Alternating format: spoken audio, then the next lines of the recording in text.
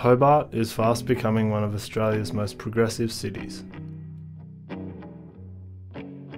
Hobart's fine dining and art scenes, as well as its close proximity to some of the world's most picturesque wilderness, is a huge drawcard to tourists of all persuasions.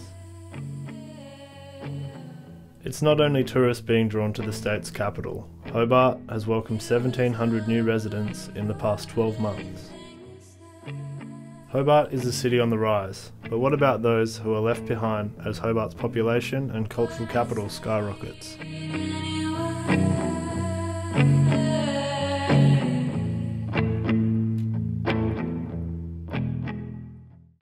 I actually don't think so. I don't think there's a homeless problem in Hobart. Not that I'm aware of.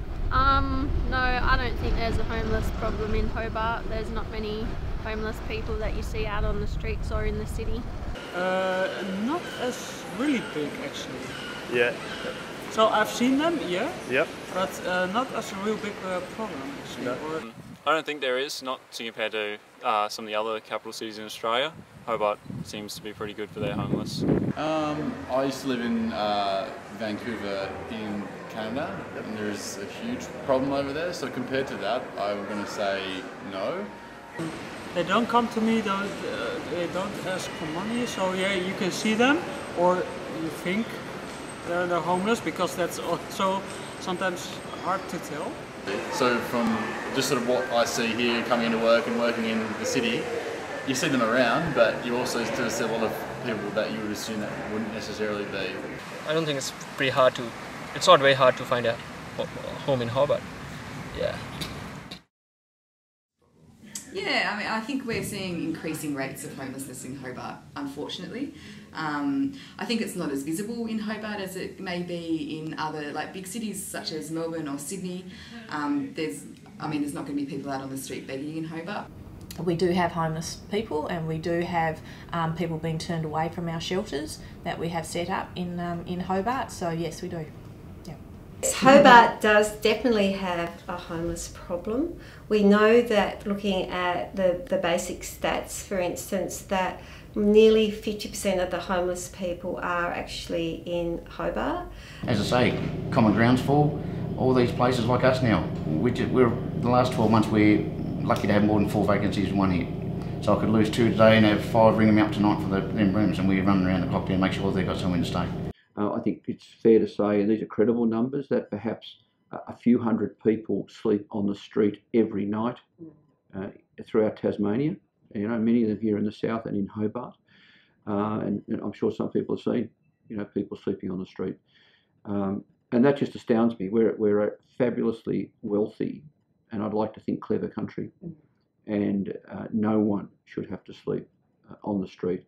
Yeah, it certainly does. It certainly does. And I guess a lot of people are kind of transitioning in and out of homelessness. According to the most recent census report, close to 8% of people in the Greater Hobart region identify as homeless. However, Hobart's homeless problem is not necessarily visible. So I think unless you're actually working somewhere like here and actually seeing it every day, it's really hard to have a good view as to what the problem actually is like. The problem why people probably are oblivious to it is because it's really quite it's a hidden issue. And the majority of people who are homeless aren't living on the street. That's only 10% of the population. The vast majority of people are people without anywhere safe or secure to live. That's the vast majority why people are homeless, and that will be women, children. It is not the stereotypical image of someone lying on a park bench. In fact, that's quite a negative image, and what we're trying to promote is that homelessness can affect anyone at any time. Like here now, we've only got 2 vacancies. We've got 51 people living here. So, we could be full and get 20 phone calls a day for accommodation. So where do they go? The large majority of people are actually couch surfing or staying with friends, as opposed to rough sleeping. So it's about a visibility in Hobart streets that fortunately we're not seeing people sleeping on the streets as much as we are in other capital cities, but it does exist. It's one of those things. It's not necessarily a highly visible problem because a lot of people are actually couch surfing. Probably a clear majority are. Quite a lot are also living out of their car, which again isn't really all that obvious. It's worth remembering there are thousands of people on the waiting list in Tasmania for public housing. So where are those thousands of people? In this documentary, we will examine the complexities of homelessness and try to figure out the whereabouts of Hobart's homeless. Paddy Chugg from Shelter Tasmania explained to us the three categories of homelessness and how they could result in the transparency of the issue in Hobart. We know that people go through all different situations, and to have a really good response to that, you need to understand that homelessness in itself is a transient state. So that can go between the first tier, which is the common, about the 10% of the population that's sleeping rough. You know, they're sleeping in under rooflessness, they might be sleeping in a car, but absolutely dire homelessness. Now, the second tier that people move in and out of as well is what we call secondary homeless, and that's mainly people couch surfing, staying in shelters, the crisis accommodation services, and that's well over 60% of the population. And interestingly, in Tasmania, we've got a higher proportion of that particular tier than other states and territories. Maybe it's to do with a whole range of reasons, but also our cold weather and other things. And then the other tier is people that are in sort of temporary type accommodation. So that could be insecure housing in boarding houses, for instance.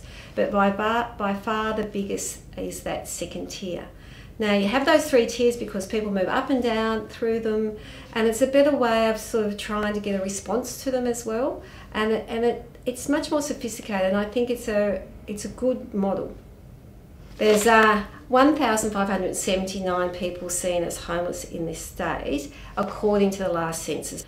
And then the figures are divided into those three tiers. So often people see housing as a sort of a systems approach, and homelessness as an individual responsibility, I suppose. What we do here, we don't really take that much notice of those constructs in a way because we're practically working on the ground in a political, social context. It's important for people to understand that there are large barriers to people, and they can be through their income support system, through the lack of affordable housing, through family violence, through child abuse, drug and alcohol problems. There's a whole lot of reasons. But our argument here is we need to get the structure or the architect right for people to be into it, and we certainly don't think it's appropriate to be blaming individuals, which often can happen. And so when people ask us about homelessness, we never talk about individuals, we talk about the causes and the effects of homelessness on people. Jessamy Stone is the Director of Housing Programs under the Department of Health and Human Services. Jessamy gives us a rundown on housing programs and what the state is doing to aid the disadvantaged people of Hobart. Our housing prices are rising, as we know, in Hobart, which does mean that when we look at affordability, you're tending to look, you're going further out of the inner city areas, which isn't necessarily affordable living. And when you're talking about housing, it's not just the structure of the home itself, it's also the living costs that enable you to live there. We are looking at ways that we can increase new supply and releasing land, but trying to do that, also looking at brownfield sites within the city, and there are examples of where we've been working with council and other examples where we are trying to build affordable homes within the city. We also have supported accommodation facilities. Now, this is a different type of response. It's longer term. It's not necessarily about stabilising crisis, it's about having people in a home for longer, helping them to be able to then exit out and transition into longer term housing. And we have Common Ground as an example in Campbell Street and Goulburn Street, an example of those kind of facilities, and you'll see that there's a mix and diversity of people that are in those facilities. When we look at supply, we can break that down into three things when we kind of say what's the problem with supply. One is we actually need the supply of new homes, and those new homes for Tasmania, there's a great need for social housing as home ownership prices increase, as rental prices increase, and with a third of Tasmanians on pensions and low wages, our demography in Tasmania is very much a low income, so our supply issue is that we need to build more social homes, but we also need to look at the appropriateness of the homes that we have. So we need to look at our social housing portfolio that we have, which are in your broadacre estates such as Bridgewater and Gagebrook and Rokeby, which don't necessarily have those good services and transport links to them, and it's about how do we make those more appropriate. And a third initiative we're looking in the private rental market is actually incentivising landlords, so financial incentives to landlords or owners to take people off the housing register so they have low price rental homes at market rent, which are affordable, but an incentive to basically select people off the housing register who need it most, so that they're not being discriminated against or seen as at-risk tenants and being overlooked. Jessamy also informs us of some of the roadblocks that the state government faces in their efforts to curb homelessness in Hobart. She expresses concern for the threatened federal policies, the National Affordable Housing Agreement and the National Partnership Agreement on Homelessness. And both of those agreements are questioned at the moment as to their future. We know that for NPAR we have a 1-year extension to 2018 with no clarity beyond that, and with NAHA certainly the Commonwealth have been talking about potentially that being discontinued or changed, and we're all eagerly awaiting the 9th of May budget from the Commonwealth to see what the future is there. But yes, it is a worrying concern. For example, under the NPAR, the National Partnership Agreement on Homelessness, that funds our supported accommodation facilities that I talked about. It funds our Housing Connect support providers. So without that funding, the service delivery really is at risk, and we would need to see how we can continue those services or make changes. So I think we just wait and see what's in the 9th of May budget, and fingers crossed that the Commonwealth sees housing and homelessness as a priority for Australians. Factors that contribute to homelessness can be a hard task to identify.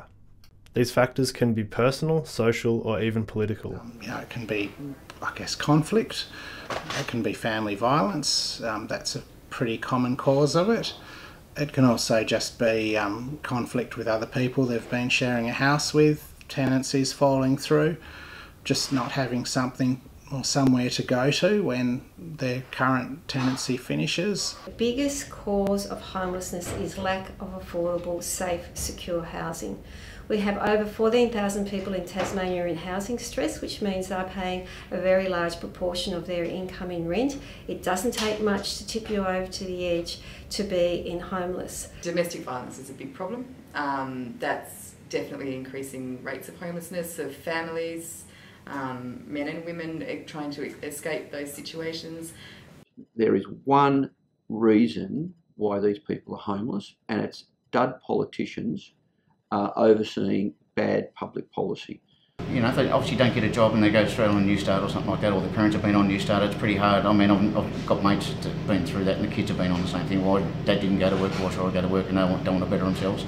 And it's largely an affordability issue. So what we are seeing with the with people is a broadening of the type of people who are becoming homeless. So say 20 years ago you might find that homeless people were generally unemployed, had mental health problems, drug and alcohol problems, and that caused or exacerbated their housing problems. Now we're finding that it's more and more a housing affordability problem, where people are in housing stress or housing crisis. Family violence is a trigger for people coming to the shelters. We know this by when people are coming to shelters, they're asked what's the reason for presenting. Sometimes it's just as simple as their lease is, they've got behind on their lease, they're kicked out, they don't have the money to get into the next place. A wide range of sources can make formulating a solution so much harder than just more housing or a tweak in policy. Andrew Wilkie is the independent member for Denison, which covers the Greater Hobart region. Mr. Wilkie is a fierce opponent of the gambling industry, especially the pokie machines that are filling pubs around Hobart, and is adamant that they have the potential to drive people into homelessness. It's hard to know an exact figure, but we do know that between $10 and $12 billion are lost each year on the pokies in this country, and about 40% of that money is lost by problem gamblers. That's people who can't afford to lose that amount of money. So in other words, $4,000 or $5,000 million is lost in this country every year by people who can't afford to lose that money. You know, there are thousands of gambling addicts in Tasmania. There are many gambling addicts in Hobart. In fact, we know that about 15% of people who play poker machines weekly are gambling addicts, and a similar number are at real risk of becoming a gambling addict. I mean, it's about a third of the people who are playing the pokies weekly.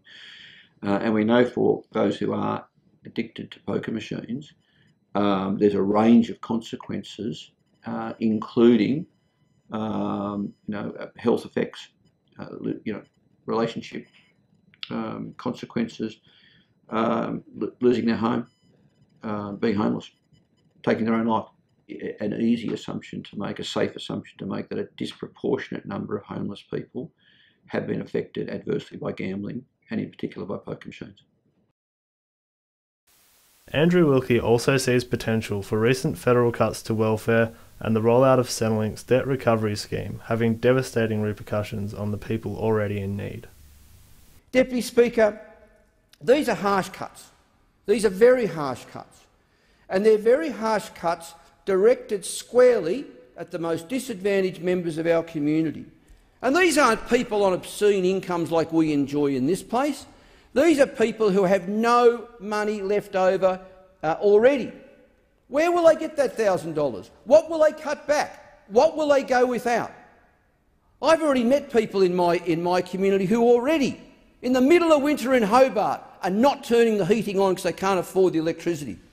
I've already met people in my electorate, in Hobart, in a capital city, in one of the richest countries in the world, who go without meals to pay for their medicines. I have met older Australians on the age pension who will even eat dog food in a capital city, in one of the richest countries in the world, with an annual budget, federal budget of close to $400 billion a year. But yet we come in here and we're talking about cutting another $7,000 million from the welfare budget. One, for example, out of the blue gets a letter from Centrelink and is expected to find $10,000. Well, they might be able to find the $10,000, but for some of these people, people who are on government pensions and payments, from first principles, they're likely to be people who are, at least at some time in their past and probably currently, are on low income and they're disadvantaged. Suddenly come up with hundreds of dollars, thousands of dollars, tens of thousands of dollars. Some of them will end up homeless. Politicians are not good at thinking strategically and understanding you need to invest money in the short term to save money in the long term. They're preoccupied with, next month's budget, next year's election.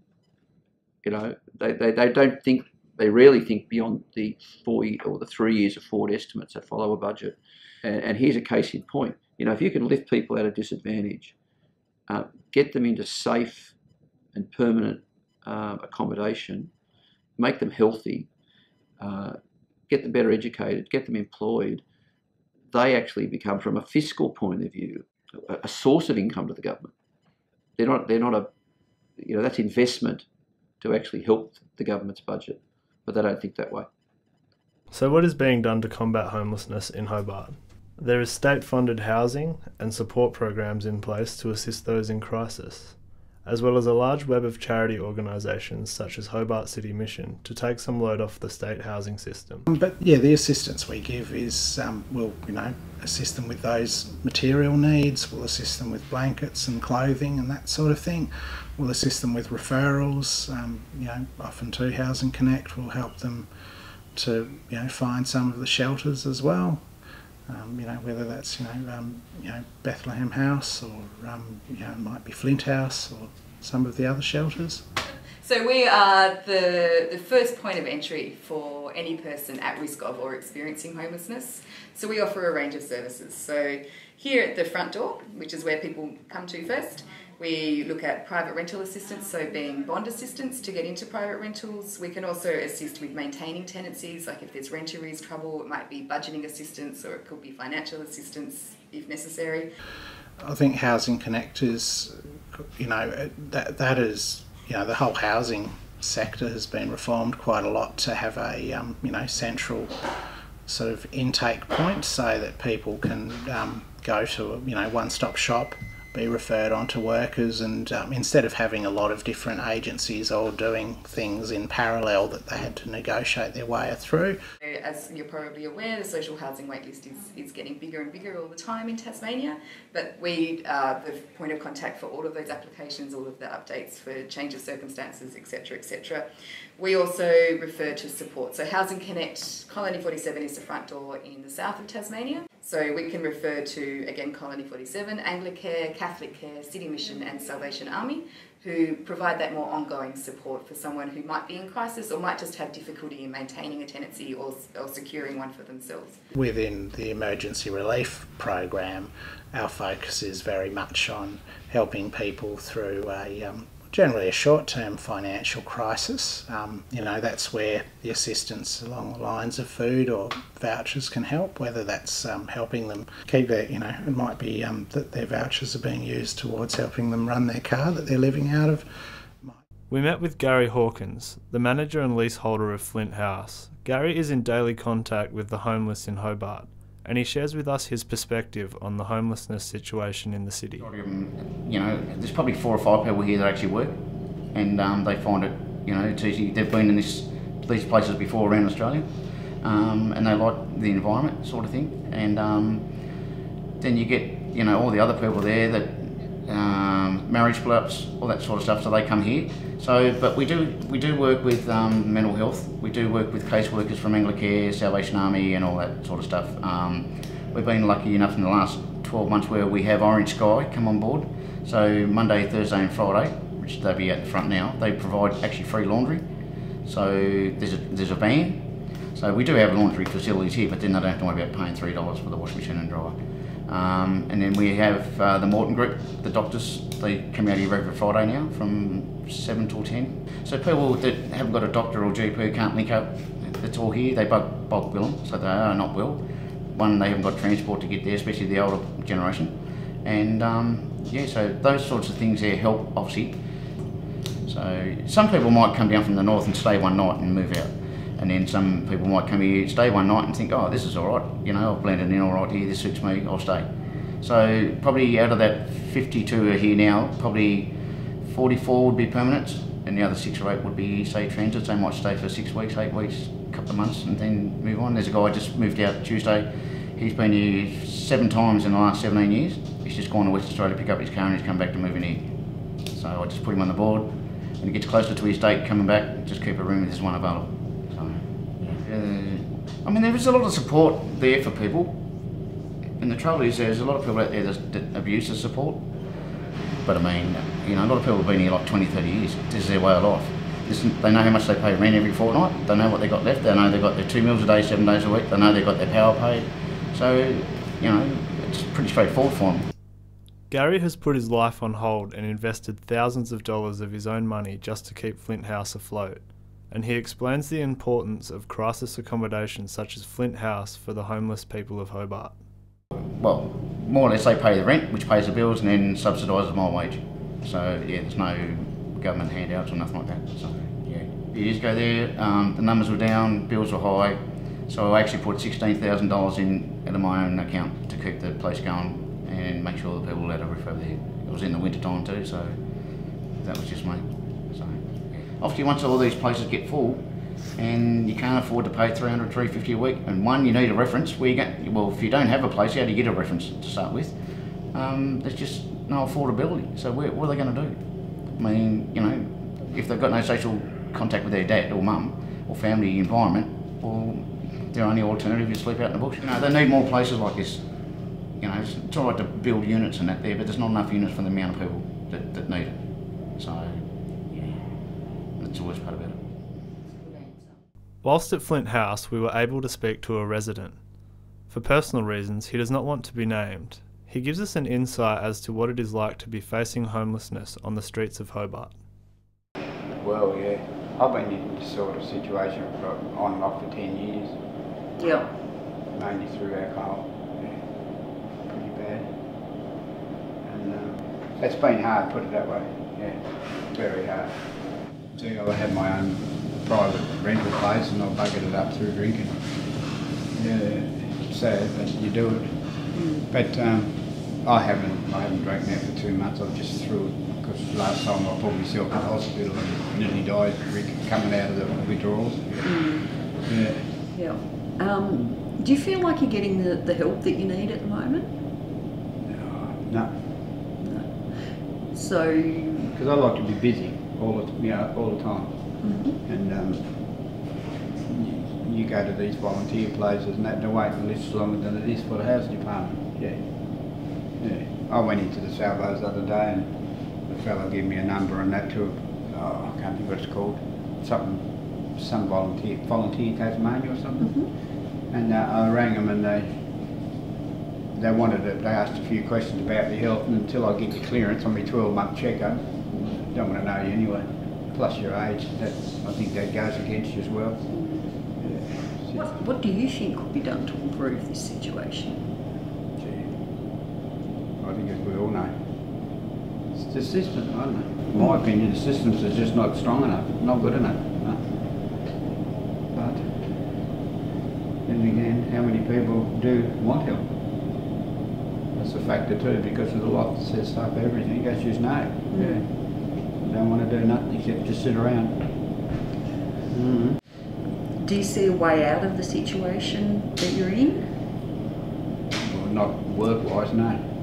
I mean, I can get myself a private rental, or yeah, I can do something like that and get my own place, but you're still in the same situation. You've got nothing to do. And when I get too bored, that's when I say stuff to a lot of it, whether it kills me or not, I'll go to the pub, which I don't want to do. See, I've got my family, I've got everything, and I don't want to lose all that. If I start drinking, I will. Yeah. That's very admirable. So it's a rough old road. But as far as, yeah, I don't know what sort of other help or whatever can happen to help people, I don't know. Because it's not for the sake of trying. But there's no, when someone says they can't survive on a disability pension, that's BS, because you can. There's no worries at all, you can. Yeah. Even if you've got your own place, private rental, you can still do it quite all right. Homelessness was once an issue closely related to a small range of variables such as domestic violence, drug and alcohol abuse, and complex mental health issues. We now see a far broader demographic of disadvantaged people facing homelessness, as housing prices increase and welfare payments come under fire. Elise, the co-producer of this documentary, is facing homelessness herself. I'm currently studying at UTAS. I'm doing an honours degree in media. And prior to that, I was doing a Bachelor of Arts. So whilst making this documentary, ironically, I have found myself in a similar situation whereby I need to vacate my property. Therefore, I've studied the market quite intensely, looking for my own place to live. And I can assure you there is nothing affordable out there for people in my situation. I am an ex-domestic violence, well, I'm a domestic violence survivor. I left that relationship many years ago. However, I've spent most of that time trying to get back on my feet. When I went to look at the properties, I could not quite believe the jump in prices in such a short amount of time. I am also a single mother. So I have to juggle being a full-time parent, and there's only one of me, and university as well, and also facing homelessness due to welfare cuts. It's affecting both my mental health and my daughter's mental health. It also affects my study. It's very, very hard to study. I've had to cut back classes because I'm constantly worried and constantly concerned about keeping the roof over mine and my daughter's head. Okay, so I actually am on Oz Study. I'm not on welfare. I'm on Oz Study. Yes, I do get family tax benefit as a family. However, what I get and what my costs are per fortnight don't actually marry up. So quite often, you know, there are things we have to go without. and that affects both myself and my daughter. When I first came back to Tasmania after my domestic violence relationship, which I escaped, thankfully, I came back because this is where my family lives, so I came back for the support and also to find some work. What I found is the job market was in a terrible state. I looked for work for 2 years and I have a lot of qualifications, and I could not find a job. As a single mother, I felt like I was discriminated against in this market. They did actually ask me in these interviews, was I a mother and did I have a partner? So they're actually asking those questions, which I'm not sure they're even able to ask. I consider myself one of the lucky ones, simply because I can go and stay with my mother. It's a 2-bedroom house, so my daughter and I have to share a bedroom, which is not ideal living circumstances. However, it's luckier than being out on the street, and so I'm one of those invisible homeless people right now. Over the course of filming this documentary, we were confronted with the magnitude of homelessness in Hobart and all of its complexities. It is apparent that the homeless problem in Hobart does indeed exist, and providing any sort of relief is a monumental task for all of those involved. The lack of visibility is a unique trademark of Hobart's homeless problem, but what does this mean?